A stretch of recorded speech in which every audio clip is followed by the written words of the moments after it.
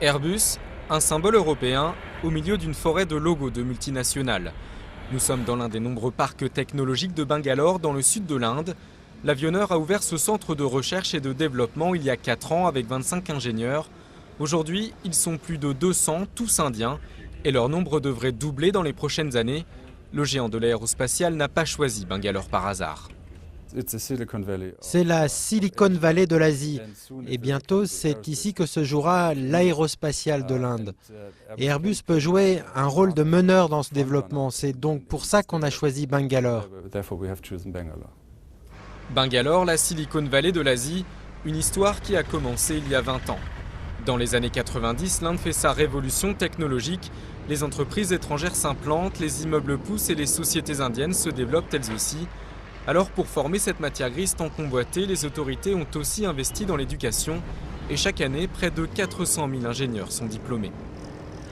L'Institut des sciences de Bangalore est l'un des établissements les plus prestigieux du pays. Ici, les multinationales jouent un rôle de premier plan dans la formation et embauchent les étudiants dès leur sortie. Elles viennent ici et travaillent avec nous. Elles ont un programme de recherche spécifique, des questions sur lesquelles nous travaillons et nous nous chargeons d'y répondre. Parfois, quand ce sont des programmes de recherche colossaux, certains étudiants vont travailler directement dans ces entreprises et leurs ingénieurs et scientifiques viennent aussi travailler avec nous. C'est un programme de collaboration à grande échelle. Un boom technologique qui profite aussi aux startups indiennes. Longtemps dans l'ombre, faute de moyens de développement, elles se lancent sur un marché jusque-là verrouillé par les géants occidentaux. Cette PME, créée il y a 1 an et demi, a déjà lancé plusieurs modèles de sa tablette électronique pour lire livres et journaux dans 15 langues régionales et étrangères. Un produit ambitieux qui concurrence directement une grande marque américaine. Le scénario change. Après avoir été un centre de ressources locales à bas prix, on est en train de devenir une superpuissance technologique.